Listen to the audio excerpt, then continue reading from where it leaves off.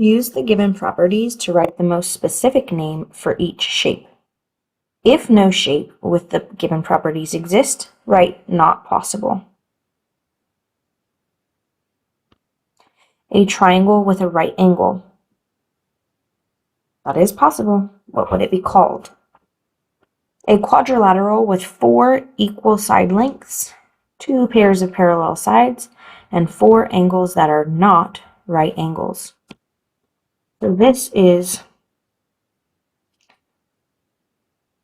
like a parallelogram, but all 4 sides are the same length.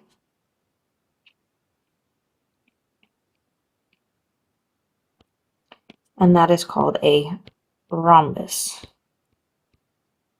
It's a specific type of parallelogram. A quadrilateral with at least 1 pair of parallel sides. A trapezoid has at least 1 pair of parallel sides.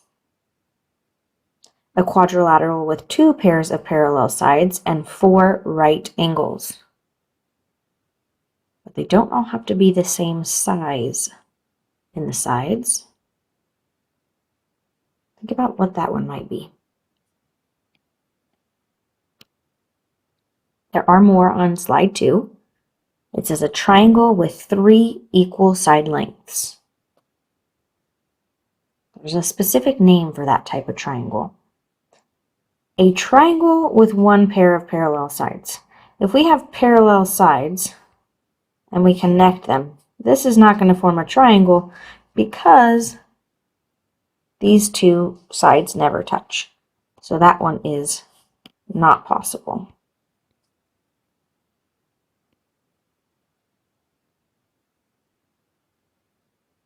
A quadrilateral with exactly 3 right angles. That is also not possible. If it has 3 right angles, the top must be a right angle as well. So it must have 4. You can't have exactly 3. A parallelogram in which the base is perpendicular to the height. That is possible. Remember, perpendicular means that the base and height intersect at a right angle or a 90-degree angle. What type of shape has 2 sets of parallel sides and a right angle?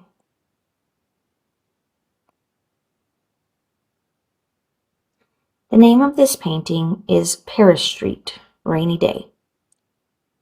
The French artist Gustave Caillebotte painted it in 1877. How might this painting relate to mathematics? Well, the road has some rectangular pieces that might be related to what we've been working with. The building here looks similar to a trapezoid with a rectangle piece in the middle and 2 triangular shapes on the sides. But in reality, it's not going to be a trapezoid because it would be 3-dimensional.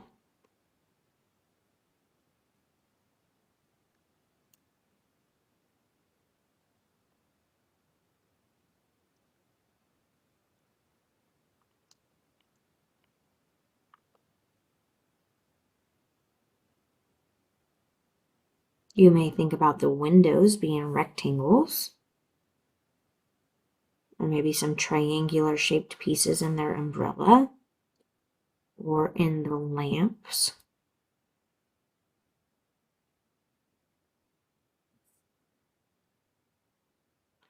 Find several triangles and quadrilaterals in the painting. Use the Shapes tool to highlight the shapes you find. So let's add a quadrilateral.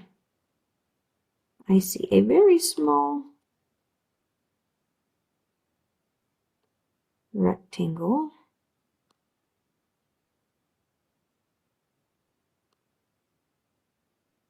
In the street.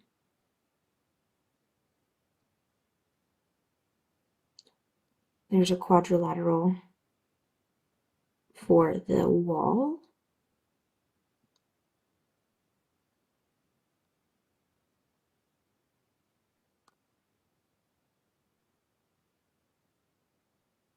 There's some triangular pieces in the umbrella. They're not perfect triangles, but they're close to being triangular. We have little tiny rectangles in the windows.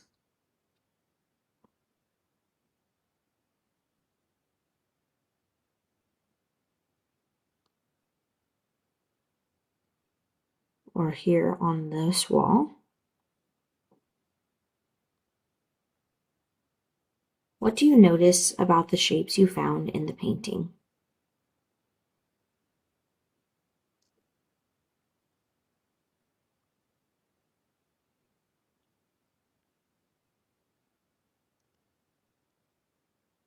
I notice that they're not perfect triangles or rectangles.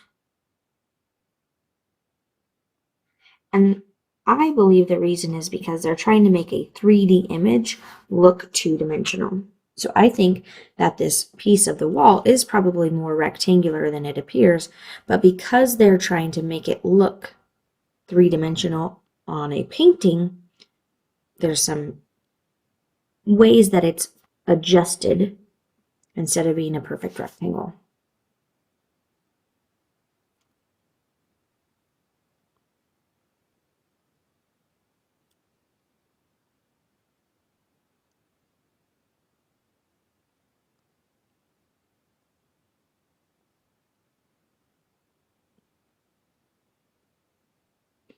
This solid is a right triangular prism. Move the prism around to complete the table. So it says the number of vertices. The vertices are where all of the faces of the prism or solid match up. So I see 1, 2, 3, 4, 5, 6 vertices.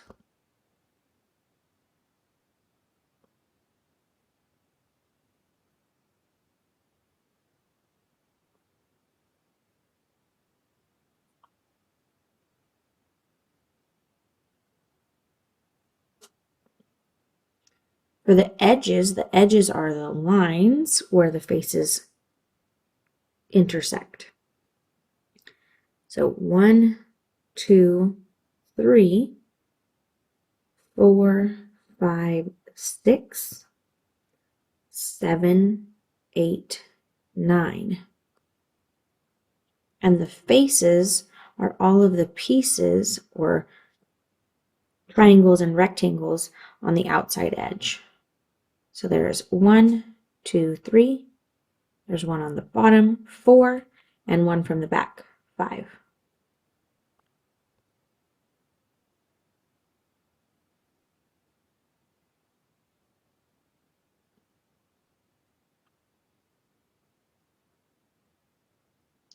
For this one, we have 1, 2, 3, 4 corners there, and then there's 1, 2, 3, 4 on the bottom. So there are 8 vertices in this prism.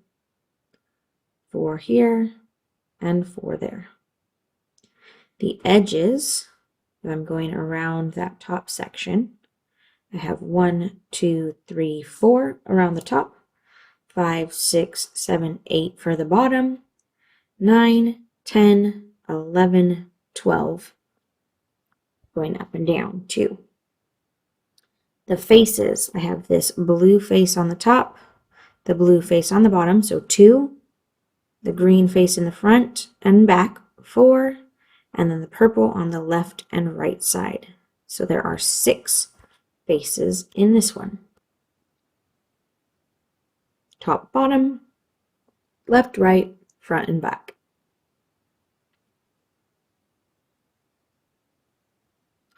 For the vertices here, I have 1, 2, 3, 4, 5, 6, 7, 8, 9, 10.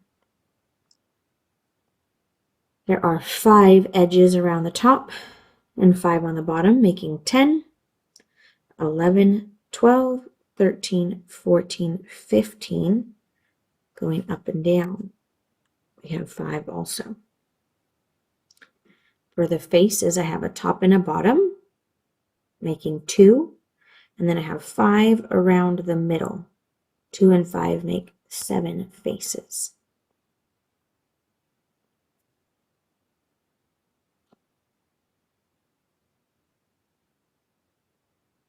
You can pull the faces apart as well. So there's 1, 2, 3, 4, 5, 6, 7 faces.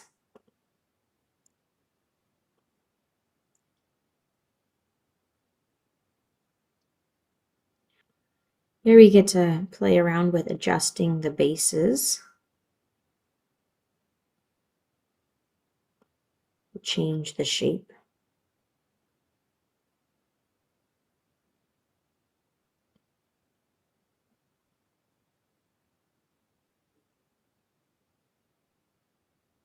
And we can change the heights as well to make them taller or smaller.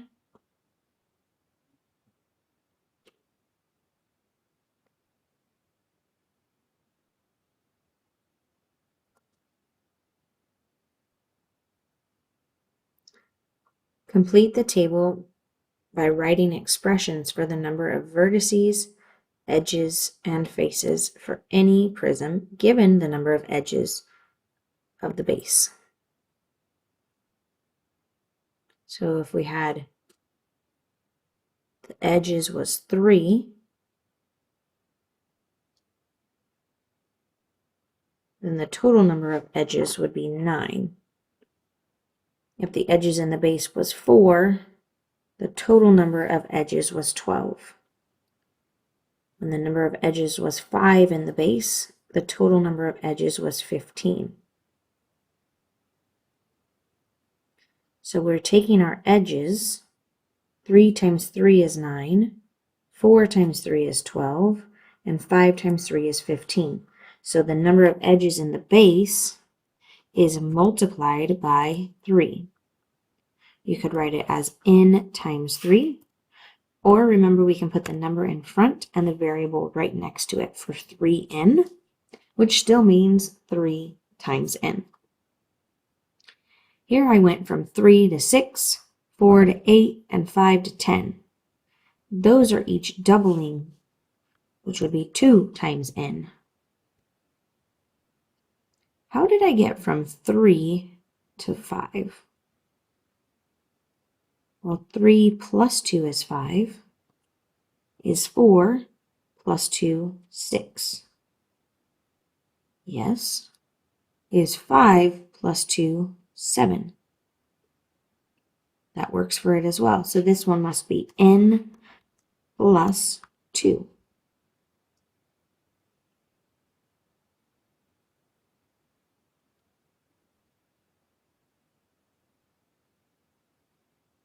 Move the pyramid around to complete the table.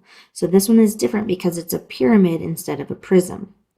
It's connected by triangles on the sides, whereas the prism had rectangles connecting the bases. So the base has 3 edges. The vertices are those points in the corner. So 1, 2, 3, 4 vertices. And then edges, I have 1, 2, 3, 4, 5, 6. And faces, if I separate out all those faces, I have 1, 2, 3, 4 faces. Now let's look at the rectangular pyramid. There are 4 edges on the base. The vertices, those little corners, 1, 2, 3, 4, and 5. The edges, 1, 2, 3, 4. Then going up, we have 5, 6, 7, 8. And the faces, 1, 2, 3, 4, 5 faces. For the pentagonal pyramid,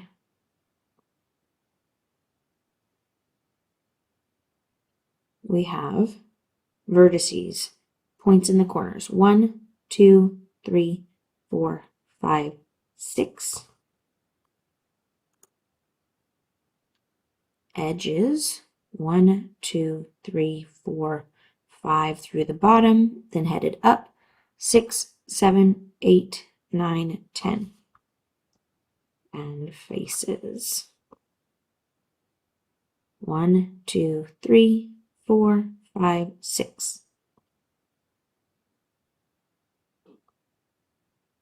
So how am I getting from n to the number of vertices? 3 turns into 4, 4 turns into 5, and 5 turns into 6. Each time I am increasing by 1. How did I get from the bases to the edges? 3, 6, 4, 8, 5, 10. 3 times 2 is 6, 4 times 2 is 8, and 5 times 2 is 10. So this is n times 2, or we can write it as 2n. How did I get from the edges to the faces? 3, 4, 4 to 5, 5 to 6. That is also increasing by 1.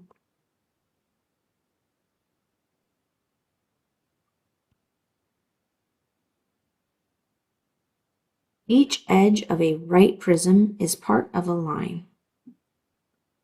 What do you notice about the lines in the interactive?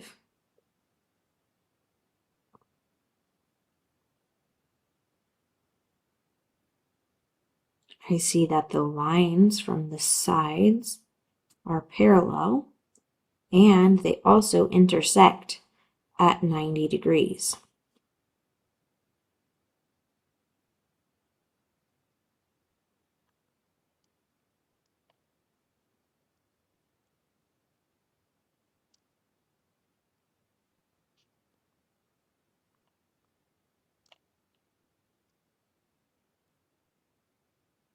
Which means they are perpendicular.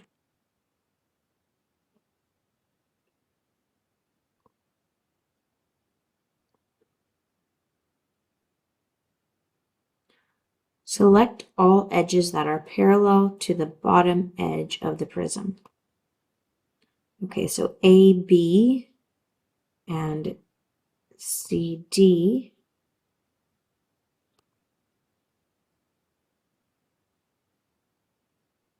are parallel. EF is also parallel. If you look, those ones are parallel to each other, and HG is parallel as well. They don't ever intersect.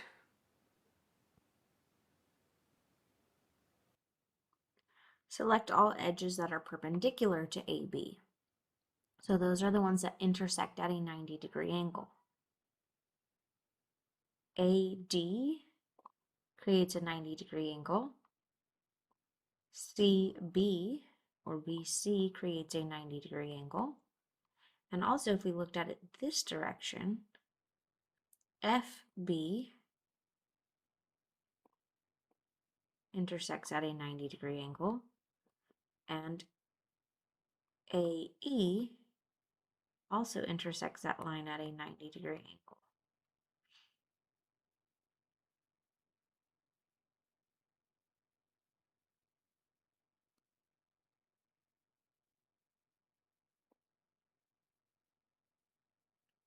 Select all edges that are perpendicular to AB.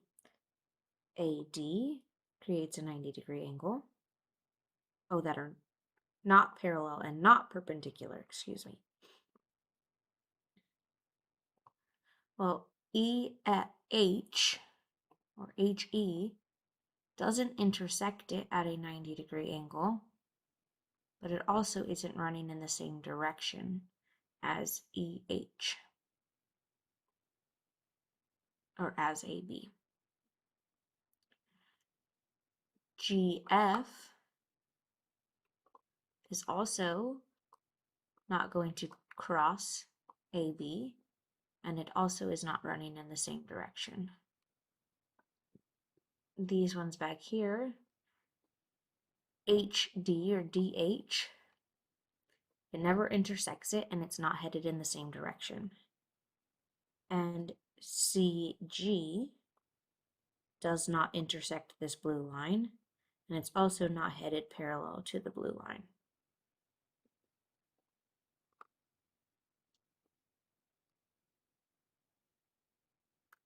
Faces of prisms and pyramids are in flat spaces known as planes. What do you notice about the planes in the interactive, these little blurry spots?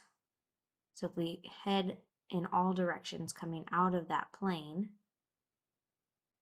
in like a flat surface, those planes are parallel to each other.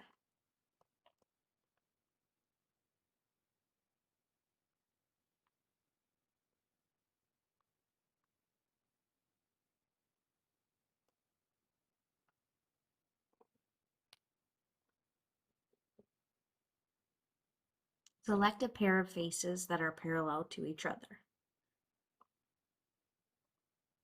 Let's see, if we looked at A, B, C, D, that's the bottom, and E, F, G, H, E, F, G, and H is the top. Those are parallel to each other.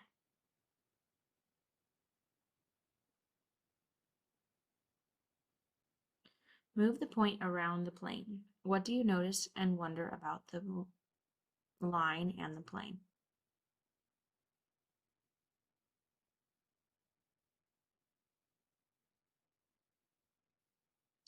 I notice that it's a 90-degree angle with the line going up and down.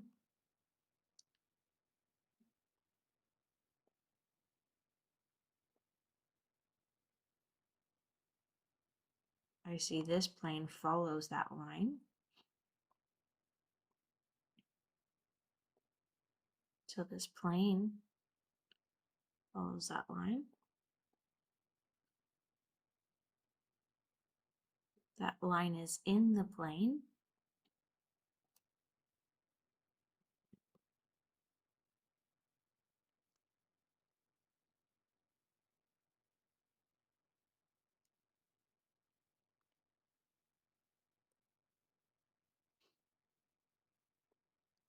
In plane 2, the blue plane or the gray plane, the vertical line is always in the plane.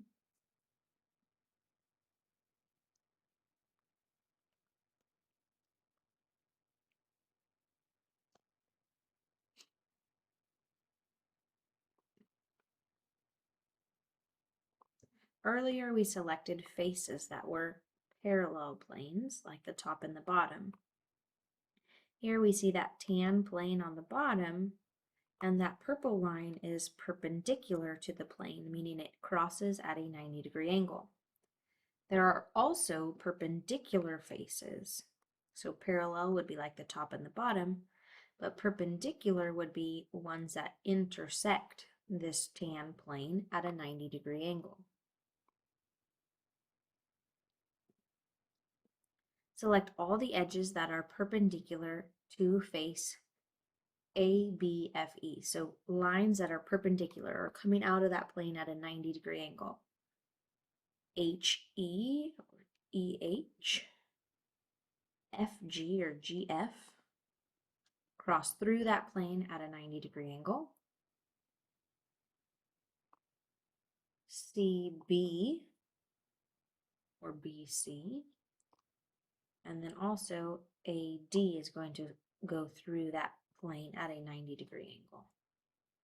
You can see here that this is the plane in the tan color, and all of these lines intersect at a 90-degree angle.